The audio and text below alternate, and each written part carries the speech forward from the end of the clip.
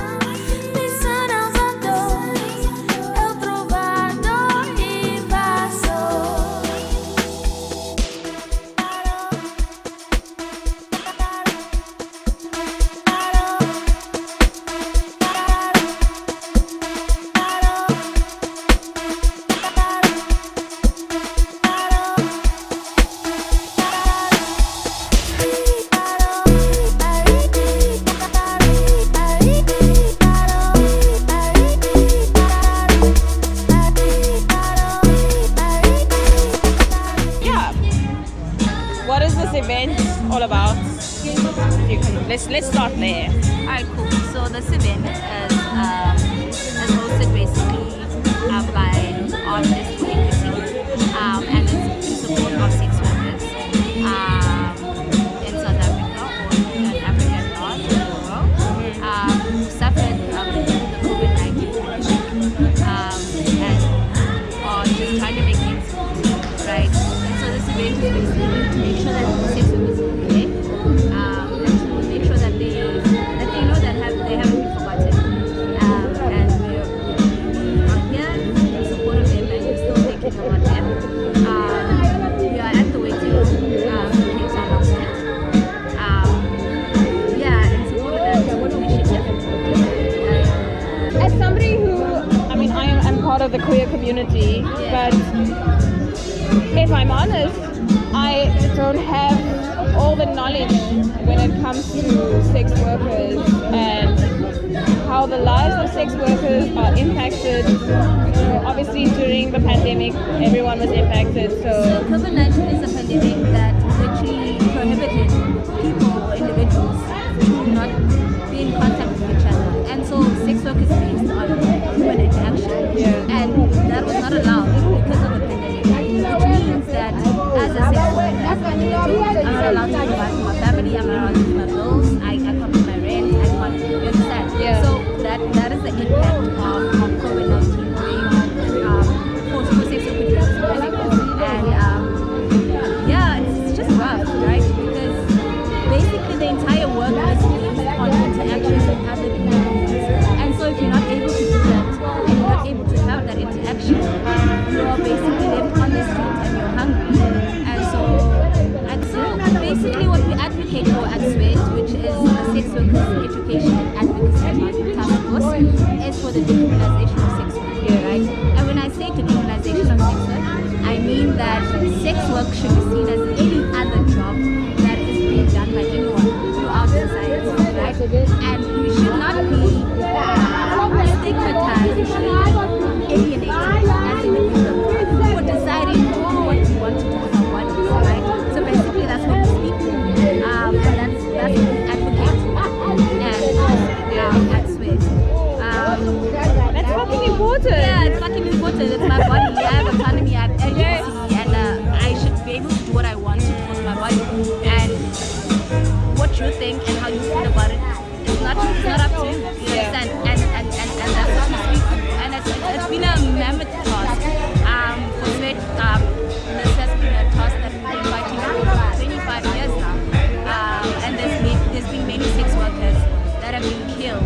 And when I say a sex worker doesn't necessarily mean someone who wants to sleep with men is necessarily someone who's heterosexual. It doesn't mean that someone who wants to sleep with women is necessarily someone who identifies. You understand? So it's a very vast and very broad topic that to speak to or to speak about. But yeah, it's the work that we do, and it's important work because I feel like that everybody should be entitled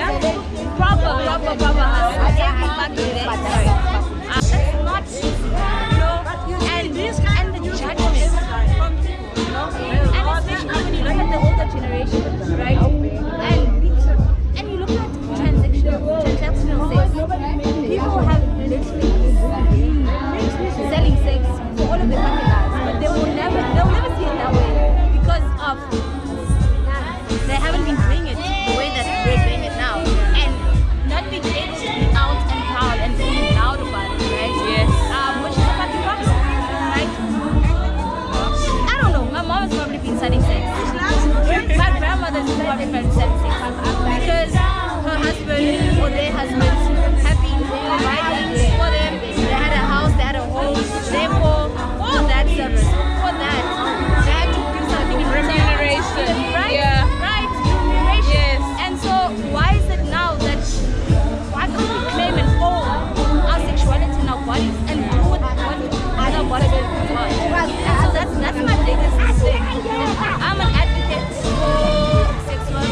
I am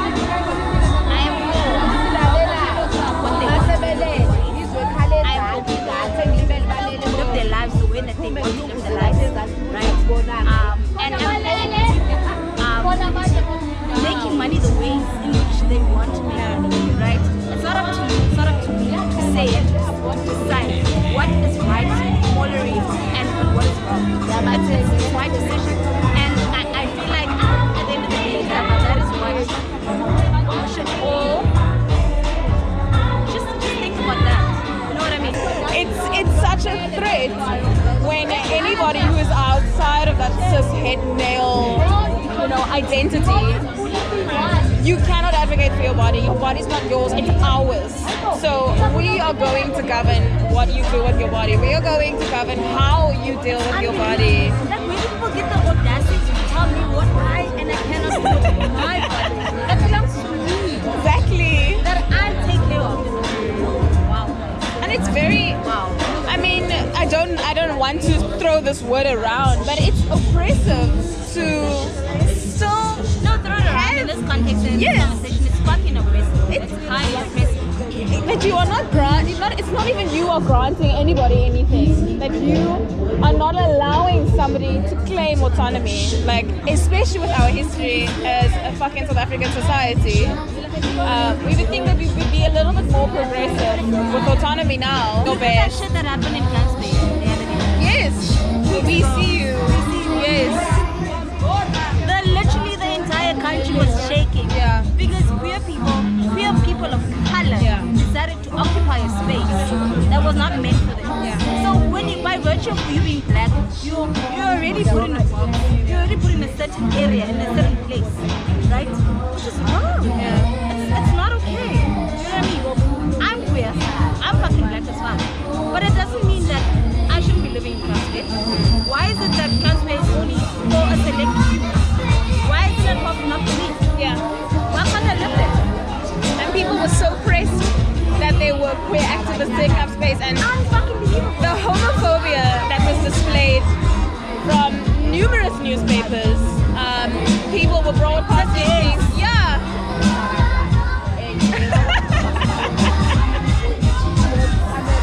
And now it seems comical, but I think that what the fuck does that mean for gays?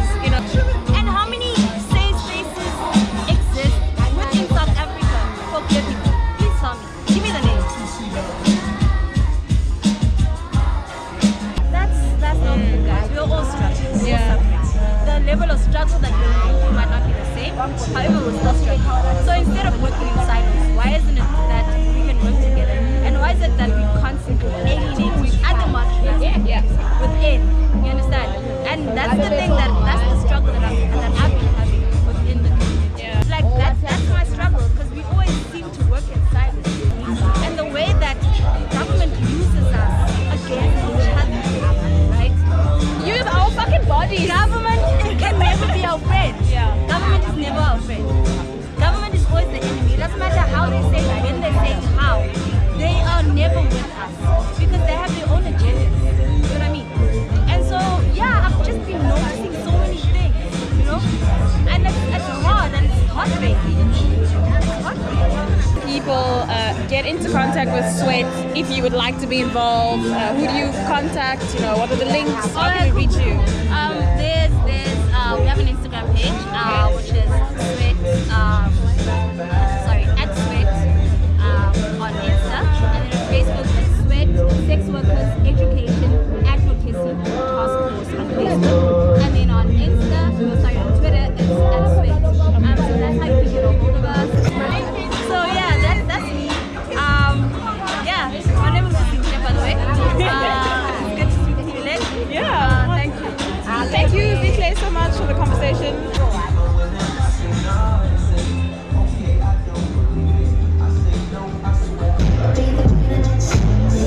see my mask? Yes, you may. So that I can show that how much you're responsible. Yes. This is such a beautiful backdrop. You have the mountain and the church. Okay. So we can basically just chat about, who you are, what is the event today, let's start there. I'm Duduzile from SWED, Sex Workers Education and Advocacy Task Force. I'm here today to support artist equity for raising funds for sex workers that is affected by Covid19, that they were not able to raise income, and this Covid19 it's affected sex workers so much in terms of making money and supporting their family and their children. So I'm really appreciate and I really thank you for artist equity. It's not the first time, it's the second time. First time they're doing it in online. Now they're doing it live here in waiting room.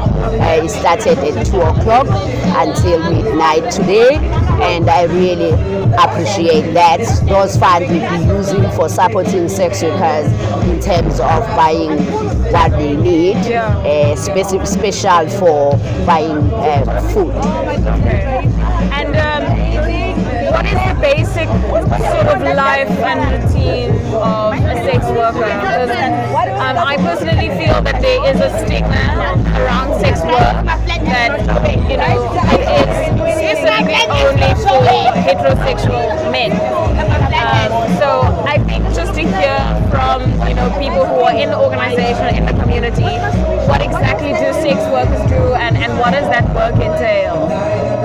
What I can say to make you to understand, it's more that in South Africa, sex work is criminalized, and that criminalized laws are affecting sex workers as workers. They not make them recognize, and it's taking away the power and the agency of sex workers, because of even those criminalized law, there is not even working here in South Africa, because sex workers, they're experiencing stigma and discrimination from the community, but also they're experiencing stigma and discrimination when they going into the clinics to get some help to access health services. The service provider, they treat not them well. And then also the police, they taking advantage using bylaws to arrest sex workers and put them in the dirty cells, not allowing them to make calls, not allowing them to take medication, but also confiscates condoms from them so that they can use as evidence to identify that they're doing sex work. So all those things, it's a criminalization, but the criminalization is not affecting only sex workers only, but also it's affecting their families and their children. But I really not understanding, because we've been advocating for decriminalization of sex work in South Africa for more than 20 years now, but it's never been moved to decriminalize. So criminalization laws is it's laws that's coming from 1957. That's laws that were used in 1957 as a sexual offense, and then it really affects and takes away the dignity of a sex work. We really like that government to decriminalize sex work so that sex workers can be recognized as human. There's a lot of under criminalization, there's a lot of human rights violation towards sex workers, but we're not advocating for only sex workers who are female. There is a male sex workers, there is a transgender sex workers. Those are the workers, high hard workers, and people, they tend not to recognize them, they tend not to treat them well, they tend not to respect them, they tend not like they treat them like they are not human beings, but are human beings. When we're living in the democratic country, I think we should be respect sex workers and treat them, because sex workers are mothers, are sisters, are brothers, are cousins, and the fact that even the money that they make, it's not only for them. There is a lot of people who benefit from the income that they make. They pay the flats, they pay rent, they buy electricity, they buy pets, they buy groceries, they pay school fees, they pay even titles in the church, they buy milk and bread daily basis. When you're talking about why government should not recognize how much sex work contributes in the economy, supposed to government looking at how much sex workers they make and contribute in the economy. Besides that, in the democratic country, we're supposed to be recognized sex workers as workers. They need to be recognized by labor laws, whereby they can able to access leave, whereby they can able to understand about contracts. The managers, sex workers who are working from the brothels, they don't sign contracts. They're working more hours. They're working even in the period time. They cannot able to exercise their rights as workers. So it's very important for decriminalization. If government does not recognize how much is important to decriminalize sex work, how much sex workers who are dying in the industry through this criminalization, how many sex workers who getting raped who not able to report these cases because when they go into police station, the police, they don't take it seriously. It's like the sex workers, they deserve to be raped. How many sex workers who not reporting any cases of gender-based violence? How many cases of sex workers that are died? The perpetrators are outside there. Those cases, perpetrators are not getting arrested and prosecuted. How many sex workers who are died and their families, they're living without closure? Thank you so much to my wonderful guest for the conversation. I hope that you have enjoyed this episode as much as we have. If you have enjoyed it as much as we have, don't forget to like, share, subscribe, and hit the notification bell if you would like to see more of this content.